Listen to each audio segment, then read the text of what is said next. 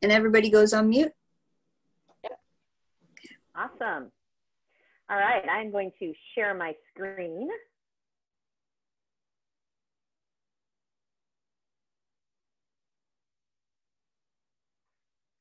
And I'm going to move that so that I can see what I'm doing.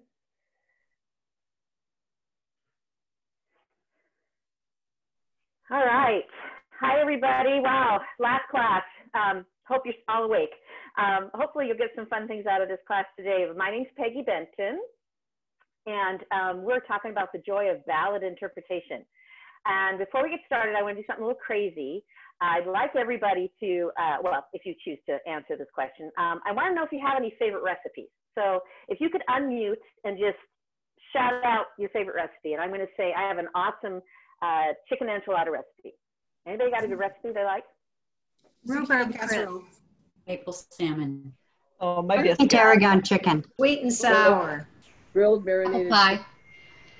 Cheesecake. Berry coffee Brownies. Stuffed peppers. Lentil curry. apple cake. Chicken rice. Enchilada casserole. Halibut bake. Beef stroganoff. Crust cookies. Salmon with pesto. Snickerdoodle. Meatloaf. Strawberry shortcake. Takeout. Okay, guys, start from a cake mix. Eggs Benedict. Crispy egg. Flour waffles. Broccoli Brownies. casserole. Bulgogi. Water. You guys are awesome. Okay, we definitely need to have Urban a glazed salmon. Rum and Coke. Oh, they come. Wow. Great. Okay, and I'm going to ask you to go back on mute now. Thank you very much. That's great. I came up with the name of this class, The Joy of Barbershop Interpretation, because I was getting ready. I was making a handwritten cookbook for my daughter, Jackie. And I thought, you know, a good interpretive song is kind of like a good recipe. There's basic ingredients that you got to have. But then we all have our favorite recipes that we add our own little touches to spice things up, right? And make it our own. And so that's kind of like what I think the interpreting a ballad is kind of like. So today we're going to cover some of those basic ingredients for a good interpretation. And then hopefully I'll get to share a couple of things to help you spice things up as well. And I'm hoping that you'll walk away with some new tools, or maybe even just some affirmations of things that you're doing already. And you just, it's like, yeah, I knew that. And that would be perfect as well, because I know I appreciate that. I know what I'm doing and if it's working. So before we get started, I just want to say also that I'll tell you a little bit more about me in a minute. But, you know, as a singer, a quartetter, a director, having different tools of how to interpret a song are really important. And I think especially even as a singer, your director might ask you to do something and you're kind of like, why are we doing that on that word? And maybe after this class, you might have a better appreciation of why the director makes some of those choices. Or if you're sitting down working on a quartet and working on your own interpretive plan, this might give you some ideas as well. So I'm just about ready to ask for my poll. I have a really quick, easy poll. So Cherie, can you put the poll up? It's a quick question. Which do you prefer to sing, a ballad or an uptune? Go.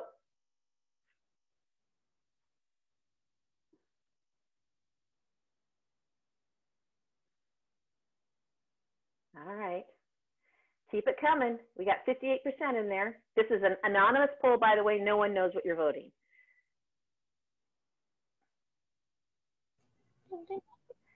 I'll give you about 10 more seconds.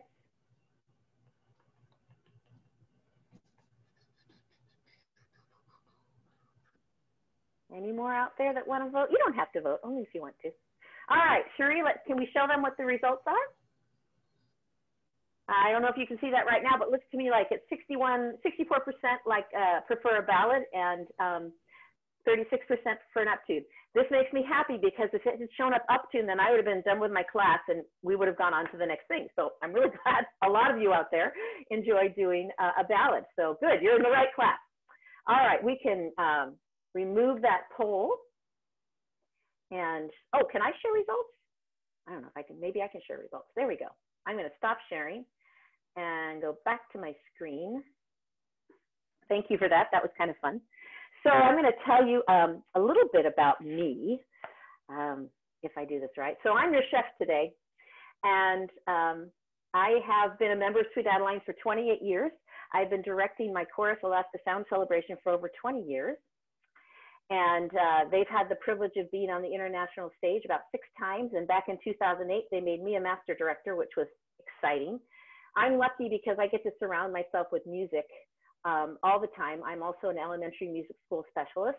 And so I teach kindy through 5th grade. And I also have 3 dedicated structured learning classes for autistic children. So when I'm not doing music, I love to be with my family. I have 2 adult children and 2 adult stepchildren, 2 furry children as well. And I love being around my family. So some of them right there. And I have 2 granddaughters. If you ever see me on Facebook, I normally am posting pictures of them. This is the funny Keegan and the beautiful Addison. They're both silly girls that we have fun with. And then my sweet husband, Ron, who I totally enjoy being out in the wilderness with him. We go fishing on our boat or on the river, and we pretty much work all winter long so that we can have fun in the summer. And that's a picture of he and I there. It's our favorite way to social distance is to go out into the wilderness. All right, so our recipe today is the song I Never Meant to Fall in Love, arranged and written by the wonderful Joe Lyles. And we're gonna talk, you know, when you're talking about any kind of recipe, you know, the question is, how long does it take to prepare this? I had to put a question mark there because it depends on your group, on your quartet, on your chorus, how long to get to a point where it's performance ready. And I don't know about you, but for me, even though we might call our songs performance ready, I'm still always continuing to get the most out of the song and tell the best story that I can with my chorus. And it's serving the audience, always. The song is to serve the audience, to tell the story to the audience. And I'm just going to lay the disclaimer out here right front that everything must be in tune and synchronized first. This is your early work and your focus for beginning level choruses or quartets. So I'm not going to spend time talking about that. We've had some other great discussions about that. So I'm going to move on to some tools to help us interpret a song. So right now, what I'd like you to do is in your chat box, if you can pull that up, and hopefully Cherie or someone can help me, can you come up with some things within a song that could be in the music or the arrangement or the lyrics that can help you make an interpretive choice? Can you just type some things in the chat box? What might be in a song? What are your ingredients to help you interpret a song? And I'll be quiet and let people tell me what. So someone's saying, I'll just read them off to you. It Awesome. says, here we go. Chord, nouns, words, lyrics, important words, rests, incidentals, lyrics about setting, chord structure, phrasing, punctuation, storyline, adjectives and verbs, crescendo, decrescendo, the story, rests and commas, words, melody, line, lyrics, tempo, swipes, lyric and rhythm, personal pronouns, range of melody, notes, melody line, moving parts line or embellishments, experience, words, lyrics, words, yeah. This is a smart group. So it's also only about a 45-minute class. So I'm taking some of the things I heard and coming up with a list here of my ingredients for today. Please know that there's just like a 3-hour class. This is a condensed version. So I picked out some things that duplicated what I happened up in the chat room.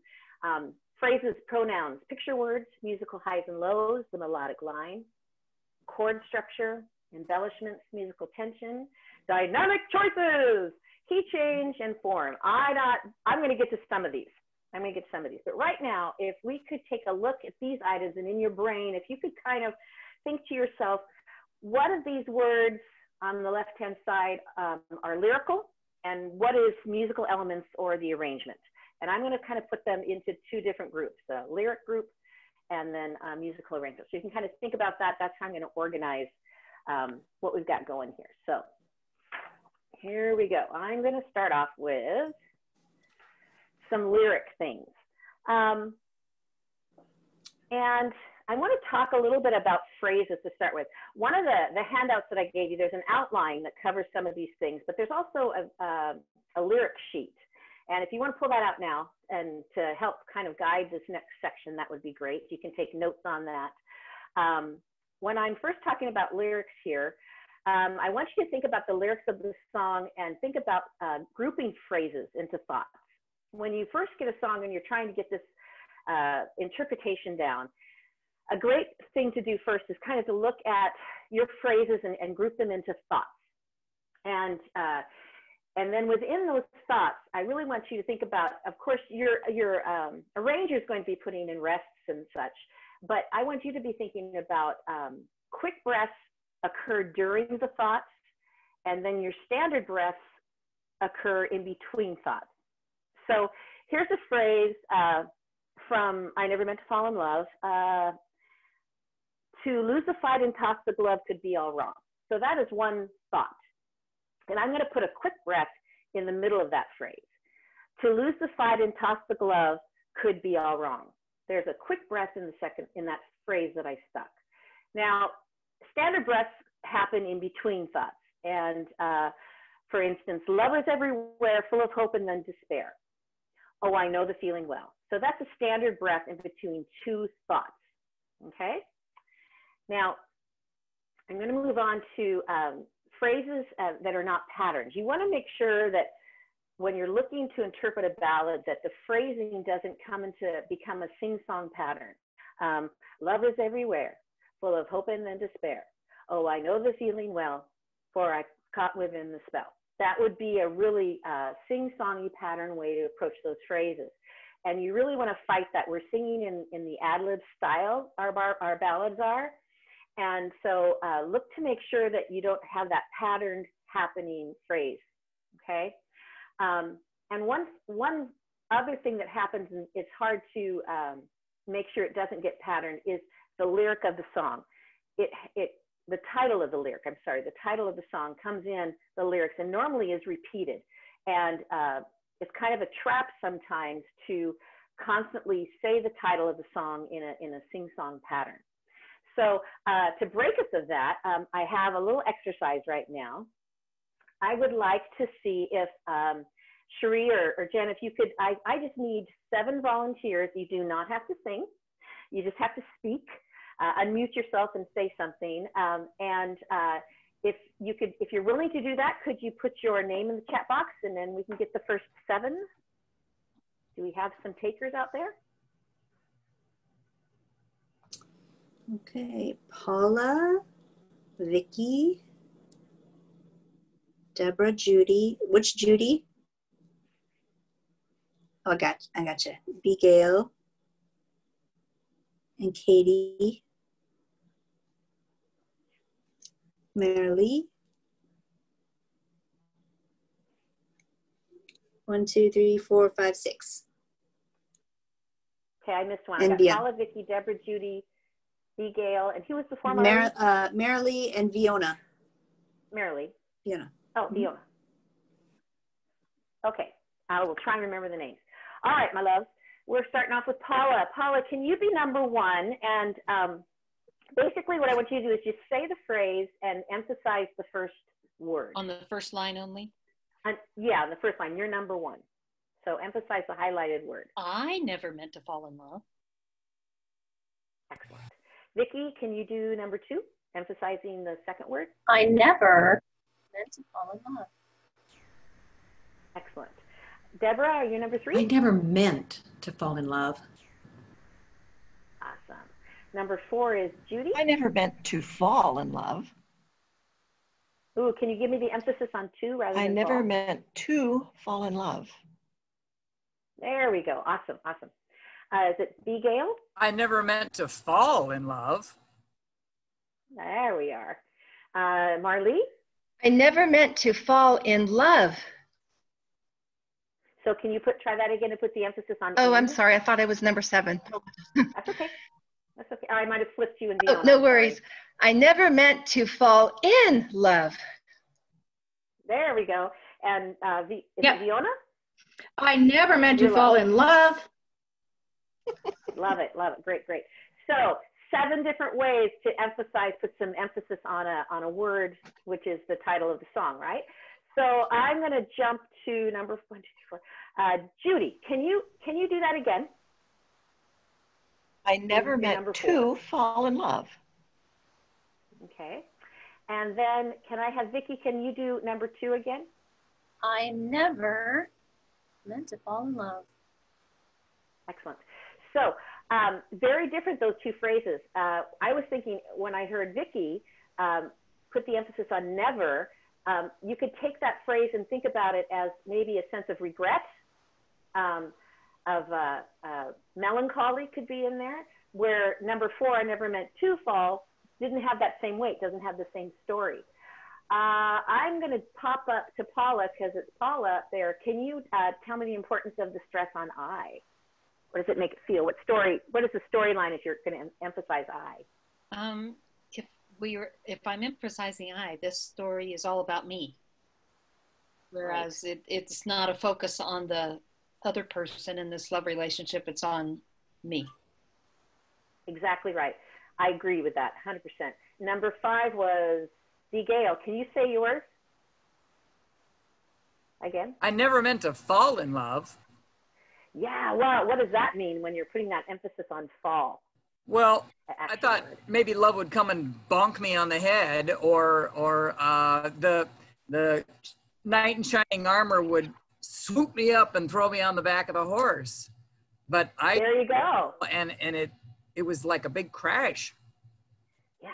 Yeah, that's right. So you can see that just based on where you're putting an emphasis, we haven't even sung yet. We haven't put texture, color, anything, just a bit of an emphasis on one of those words can change so much. You have opportunities right here to, based on what your story is that you're telling, of course, that's always number 1, to how you want to just take that phrase and how you want to make that work. So thank you for my volunteers. Give them a hurrah. I appreciate you doing that. It's so much more fun when I can bring you guys in to try that. So next, what I want to talk about and share with you regarding lyrics. Let me turn my notes here just a second here, my friends. Oh, yes, and Paula kind of alluded to this a little bit. When you're looking at the lyrics of the song, look for those strong pronouns, the I, you, we, they, it, he, she. Totally changes, could totally change or make a big emphasis on what your interpretation is going to be, right? And I want to talk a little bit about the first, second, and third person in the delivery, but instead of saying just first, second, third person, I want you to think about it maybe as the point of view of the person singing, or the POV. First point of view, you know, like Paula said, it's I am telling the story, the things are happening to me. Second point of view, it's, you know, the story's being told to you. Third point of view is the he or the she. And you can also have a third point of view where it's, you're telling the story as a narrator about he or she, but you are totally connected and you understand all the thoughts and feelings that that person's going through as you're telling the story. And that can put a different shade on how the story is told as well. I really like that third one when there's an opportunity in that, in the lyrics of a ballad and even any song, because you have to kind of tap into what that emotion might be. And that's going to make choices on how you sing these different lines. All right, now I'd like to talk a little bit about, someone had brought up different kinds of words, I believe, in the chat box. I can't remember the term they used, but I really like the term picture words, like sunshine and tree and moon glow. I'm better at saying what those words are than describing what they are, but they're an opportunity to use texture and color and vowels to create a picture with these words. So right now, if you could get out your lyric sheet, and here, if you don't have one, it's okay, I've got one right in front of you here. These are the lyrics to the song, I Never Meant to Fall in Love. And what I'd like you to do now, I'm gonna give you about a minute to go through these lyrics and count how many picture words you can find. So I'm gonna give you a minute, and then you're gonna type in the chat box, like, you know, 10, 8, 5, 2, however many you find. Make sense? Okay, go, I'll give you a minute. How many picture words can you find in this song?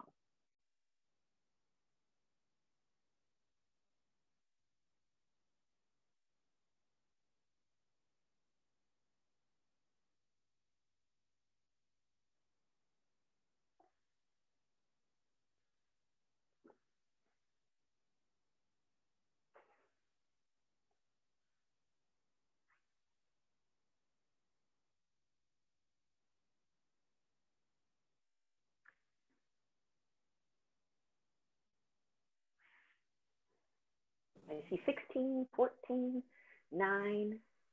Yep. 17, 12. I actually figured out how to open up my chat box. Oh, good. Sorry. It's hard to practice that on your own. 8, 12, 16.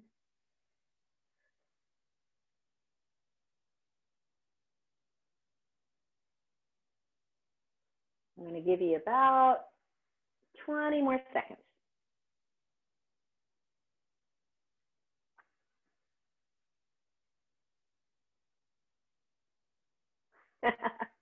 I know, Melanie, you think in pictures.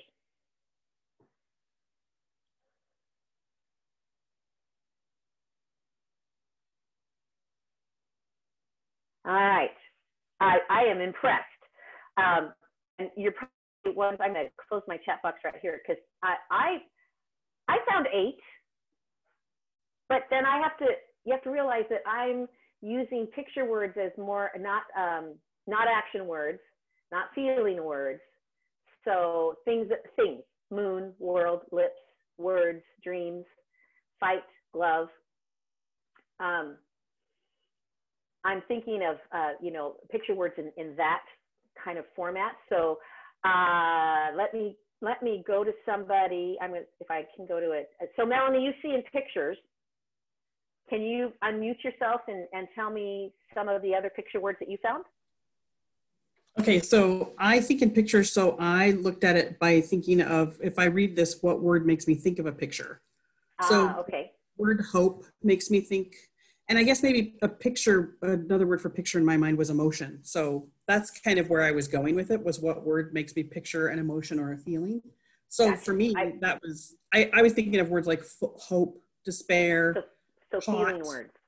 Yeah, that's where I was interpreting, was feeling words. Yeah, and feeling words are super important. Please, they're super important. Feeling words, action words. So I was just kind of trying to get a sense of the different categories. You've got, your feeling words, your action words, and I think of as picture words or like things, moon and world and dreams, and a glove is a thing, Now, whether or not you would choose to emphasize the word glove, I don't know, but to lose the fight and toss the glove, that's a big imagery right there. So that's just another way to look at the lyrics and kind of categorize the words and think about the story you're telling and what tools within the lyrics do you want to use to help tell that story. So please, like I only had so much time, so they're all of those categories are super important. So thank you for that. I've got one more thing for lyrics that I want to touch on, which might fall into some of the categories of picture words as well, but I think of them as words that you can texture, ways that you can, add your own special spice to this interpretation. And I'm going to grab a couple words out of the song. First one is despair, all right? Strong word to play with and add texture. Thinking about despair, boy, you can use the vowel with a lot of resonance and depth. Maybe put a little breath inside with the consonants, despair.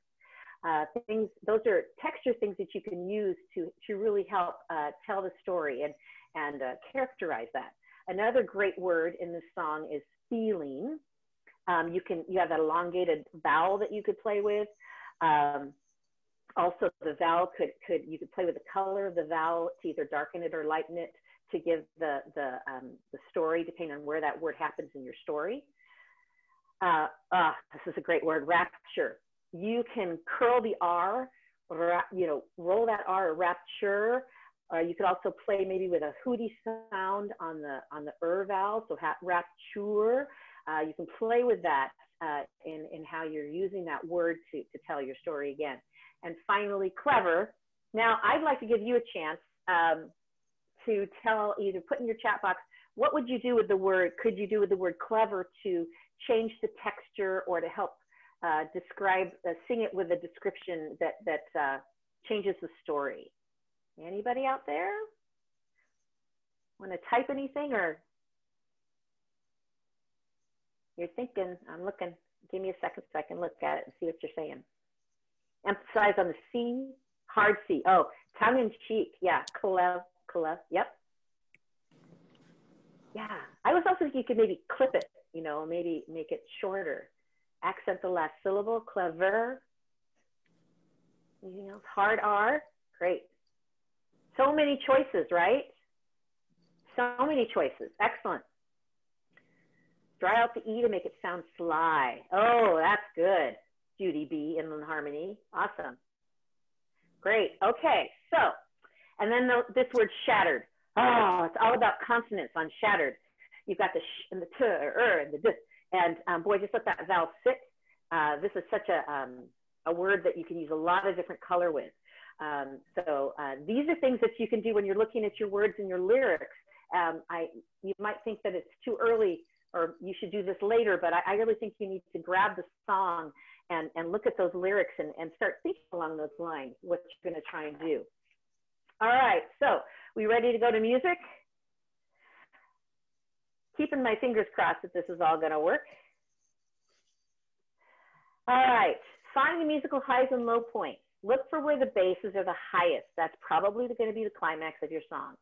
And just keep in mind when you're working on interp, where the basses are the lowest should probably be a quiet dynamic,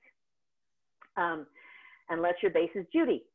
But so I want you to, these are some things to approach in the music that can affect your dynamic choices. All right, so here's a part of the song where the basses right down here, there's where my highlight's working, you know, are going up to a high note. We're going into the climax of this particular song. They're at the highest point.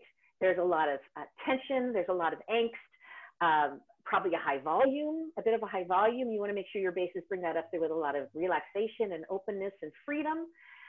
They don't need to be super loud. The acoustics will carry that when you're singing in the higher tessitura.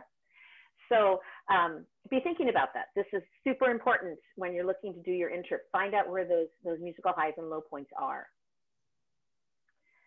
The next thing I want to talk about is let your volume choices rise and fall with the melodic line. If something is held, building it dynamically then, and putting shape to your vocal line. So right here, I'm going to try and grab a different annotation tool, just a moment. I think it's really interesting, and I've gotten into the habit of taking my music, and you can see this lovers everywhere.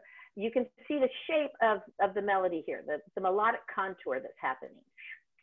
And you want to keep that in mind. Whoop, little moves here. You want to keep that melodic contour in mind when you're choosing how you want the volume to rise and fall when you're working with your individual part lines. And I like to just actually draw the melodic contour. And I'll get a piece of music and I will actually draw that all along the lead line just to see visually what's happening. I'm going to try and clear all my drawings now. Here we go. Let's see what I got next. Maybe not. Here we go. I never meant to fall in love. So here's the first time that this is sung in the song, and just this line right here, this lead line where it goes up and then it falls down, right? It goes up a little bit here, oops, and then down again. So that's as you're working with your part line and working with your interpretive line, I always start with the lead line first. That flow up, you know, there's going to be a natural dynamic increase as you go up, and then it's going to continue. You're going to, and on the word love, you're going to build that out because you've got tenors and basses are all holding love, and baritones are going to come in and do a beautiful fiddly right there. And so I want you, when you're looking at your melodic contour again, same thing as I said in the other slide, is just really pay attention to how that shape is. And you're not going to have the leads get really soft on never. It just wouldn't really make sense melodically for them to get soft on never. Does that make sense? And let's move on to the next slide, maybe. Sometimes technology works and sometimes it doesn't. There we go. Okay. Also, the other thing to look is just what gifts has the arranger given you. Look for embellishments, swipes, fermatas, etc. Here's an example. Oops, I'm going to get rid of my drawing. Sorry.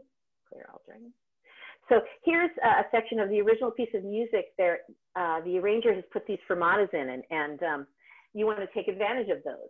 However, this is a point where I really want to emphasize that wherever your singer is, you don't want to showcase something that your singers cannot do or what they're working on. So as you're building up stamina on like this tight, hold me tight, if your basses aren't able to stretch out those fermatas, that's going to affect how quickly you decide to use those. And you know, I have to say that sometimes I've come up with an embellishment that might have pushed my chorus a little bit. But I always make sure that if it's not happening and it's not creating the right story, then I will pull it way before any performance or test. But you want to use these artistic choices and the timing of them to really, you know, spice up the arrangement so it represents the story that you want to tell.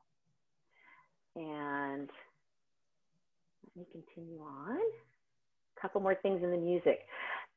This is probably one of my favorite things about our ballads in the barbershop craft well, and our music period is musical tension, and it's all about tension and release. Find those moments in your music where that's happening. It's so important. Right here, you know, you've got a A, C, E, G chord that's going to an F, A, C, E flat, which is a 7th flatted, I think. Here we go. Let me get my annotation tool out. So you've got the word spell, and you've got this tension chord right here. Oh, I'm going to go back, sorry. You've got this tension chord here that's then going to release into a 5/7 chord here. And your arranger has already put in a pregnant pause afterwards. So here's an opportunity for you to make some decisions as a performer and as a director. What do you want to do with this word spell? When it's tension, you want to highlight that tension moment, but you've got these parts that are being held out. So this is an awesome opportunity to do something dynamically, to create, you know, you've got the word spell, which for me was a picture word. It's a thing. I'm creating a spell. So it's an opportunity to have some really cool fun, maybe with a dynamic effect. But I want to be cognizant of this tension chord here, and to make sure that tension chord probably is held and emphasized more, so that I really have a sense of release at the end of spell. If I were to do like a Jim Arnes bow tie, where it's a decrescendo and then a crescendo throughout this, which is, you know, is an opportunity right there. So I'm going to try and do this with my drawing tool. So if you were to create something, you know, like a bow tie effect here, here's the challenge: is you want to make sure that this tension chord, you get to this tension chord and you can build that tension chord before you do the final release. So that's just, look for those spots in the music where you can do that. And directors that are out there, or actually everybody that's out there, one thing I wanted to talk a little bit about was the penultimate chord, which is that last chord before the ending chord in a piece of music. Just, you know, the importance of that tension, holding that chord longer than maybe you think you should, but you want to make sure it's musical and your singers are able to do that. And then make sure that your singers don't lift that penultimate chord, that they dig into that chord, and then it will naturally lift into the final chord of the song, giving you lots of choices. Work with your singers to build stamina so that you can really do the artistic effect that you want when that's happening. And speaking of final chord, I want to go to one more thing, and I'm going to ask you to do a little work. Let me clear this. So this is the final phrases of I Never Meant to Fall in Love from the original music. I would like you to take a look at this, and in the chat box, choose the word that you think has the most emphasis in this closing phrase. So if you put that in your chat box, take a look at it. What do you think, what word here do you think has the most emphasis?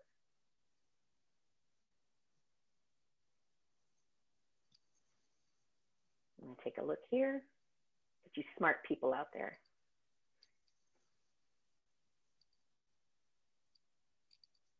And here's where artistic choice comes in too, right?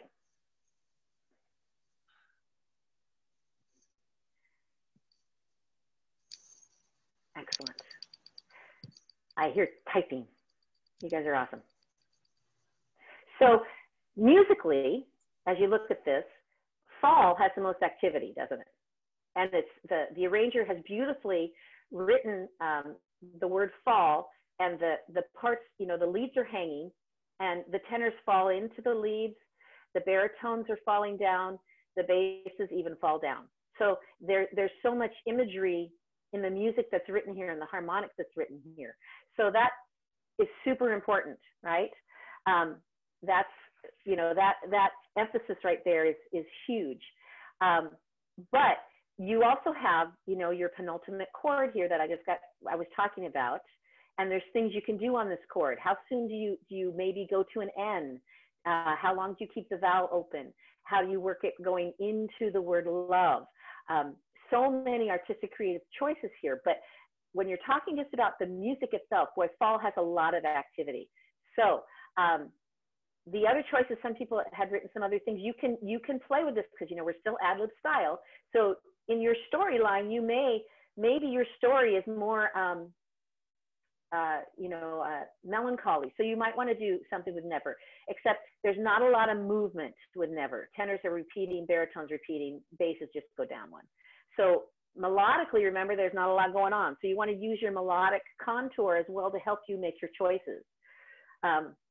And I know I am running out of time, so I would like you now to take a look at some of the things we talked about, or I talked about, and you helped me with. And I'd like to go into breakout rooms now, just for maybe about 3 minutes for you to just share with the people in your group. Did you learn something new? Were you reminded of things that you were working on? And just prepared to type a few things in the chat box when you come back. So Cherie, can we do that breakout room?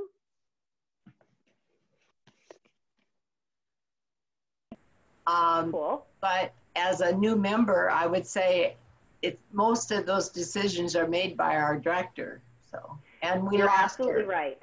And Yeah. we just lost her. So I'm going to chime in too. I was in a non-participating room, and this has been interesting because it reminded me of things that I had heard before, but I'd kind of forgotten. Yeah, good, excellent. Sometimes that's great when I go and take a class. I'm like, oh, that's right. I forgot about that. That's right. I didn't remember that. And Arlene, I'm so sorry about you losing your director. But I think when you kind of think about why the director might make these choices, sometimes it helps to know the technical background to it a little bit. I agree. So, yeah, and because it's all about telling the story of the song,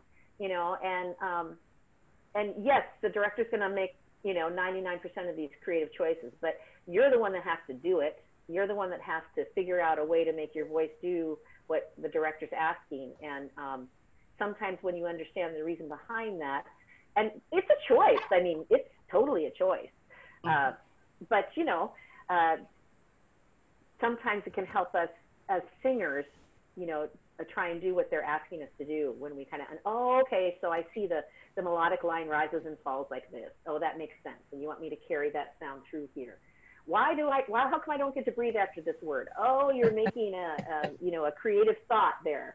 I know my chorus is always, when do we get to breathe? Yeah, you do get to breathe. It's not there. And if it's because I'm trying to portray this story and this emphasis for this word because of this. Sometimes it helps. I agree. And I have a very analytical chorus, so they are always asking me those kind of questions.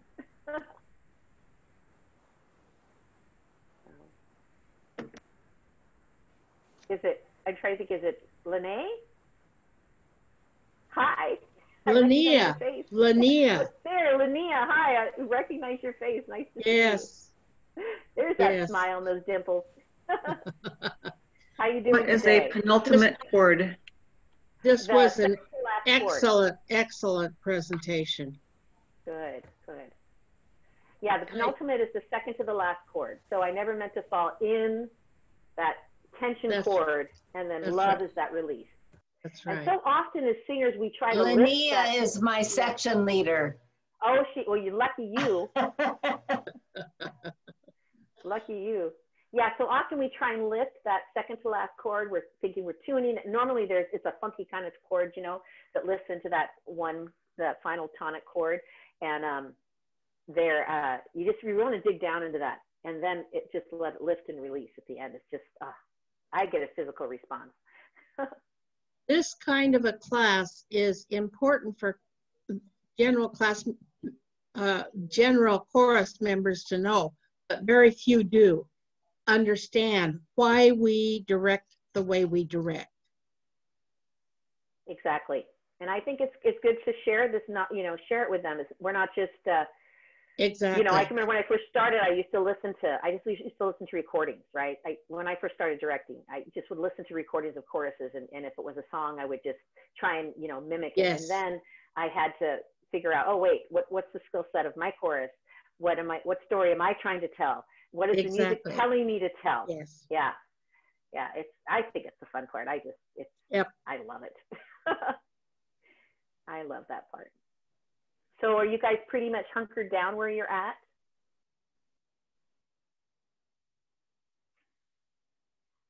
Our schools are now all online, or all our schools are e-learning right now, and our numbers are going up in Alaska. Of course, we were the first state to have any COVID people. Mm-hmm. So right. Yes, we're hunkered down. Yeah. And I live in a older community, and we have been locked down since the 7th of March. Wow. My daughter-in-law's grandfather just was diagnosed with COVID-19 yesterday in a nursing home. He passed away this morning. Oh my. Sorry. I'm sorry. So sorry. So sorry for that. Very young. God. He was 76. Oh. Wow. Yeah, have we closed our chat rooms yet? Are we closed? Everybody's back. Yep. Oh, everybody's We're back. waiting for you. Sorry. My apologies. I was. You were chatting. My apologies. Hi, welcome back. Welcome back, everybody. Sorry about that. We had a few members who didn't have a room, and so we were just having our own room. But now we're all back. Excellent. So thank you for, some of you added some things into the chat box of some things that you were reinforced with or learned. Thanks for that. I will get this chat. I appreciate it. Could all faculty who are planning to participate in the panel please private message Nancy Kurth? Okay, there you go. Excellent. Nancy, I will message you later. So I want to just close my time with you. I'm not sure where I'm at time-wise, but I just wanted to close this idea with a couple thoughts. The interpretation of a ballad really lives in the expression category. I am not an expression judge or anything like that, but it's also evident in the other three categories as well. And, it's the process of making known one's thoughts or feelings, and you're expressing it through song. And I just want you to really remember that it's communicating the overall story to the audience that's your goal. And these choices is to tell your story. And I wanted to close with playing my chorus, singing "I Never Meant to Fall in Love," and hopefully you'll hear some of these interpretive choices that I made. And hopefully, we're still working on it, as we all are. We're working on our craft to get better and better. But I thought I would share this with you. There is a little bit of a delay. I put that on there to remind myself that there's a 16-second delay. So here we go, about there, I think. Here we go. I'd like to share this song with you, and maybe you'll hear some of these things that we talked about today.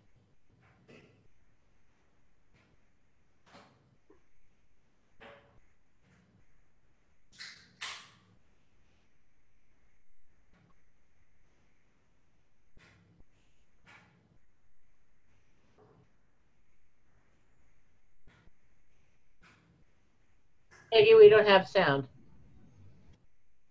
Don't have sound? Okay. Thank you for that. Let me see. Here's another way I can do this. I'm going to just share my computer sound.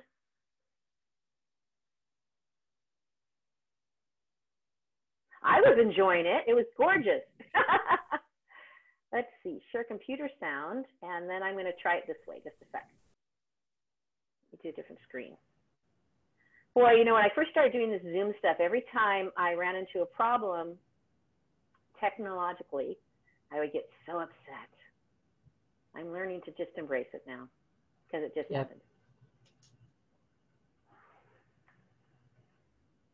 Give me a sec. I hit share. Oh, yeah. Well, that's sharing the screen. I just want to share my sound. Might be in advanced settings. Try it. Let me go there and see. Music or computer sound only. Let's try that. Oh, that looks better.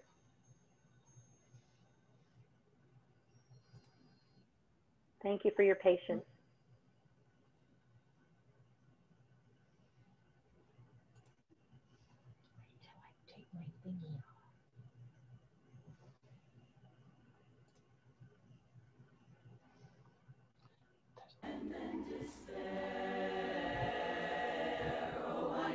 Can you hear it? Yeah.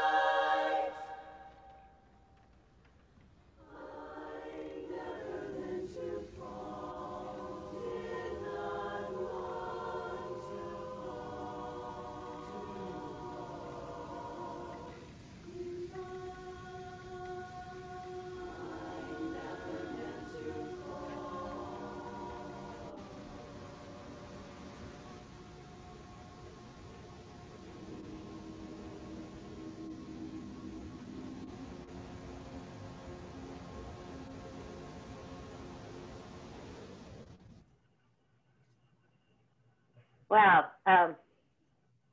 So, my dears, I get emotional. I miss my chorus so much. Thanks for letting me share that with you. Also, this particular ballad for my chorus, we took a story that was, you know, Joe's story was so wonderful and poignant and beautiful. And by changing one word, we chose to sing this song as I never meant to fall in love with barbershop. You know, never knew that we'd walk in the door and hear those chords and fall in love with that sound and fall in love with the sisterhood. It caught us by surprise. And so that's a story told with a lot of love, and I miss you guys so much. So, didn't think I'd cry, but anyways, my name is Peggy Benton. My email I can put out there for you if you guys have any questions or comments. I'd love to talk about valid interpretation. It's something I love. So thank you so much for your time and your energy today. Love to you all.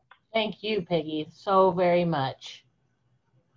So we have just a few minutes before we have the director and the judges panel. So if you need to go take a quick break, we have about 6 minutes.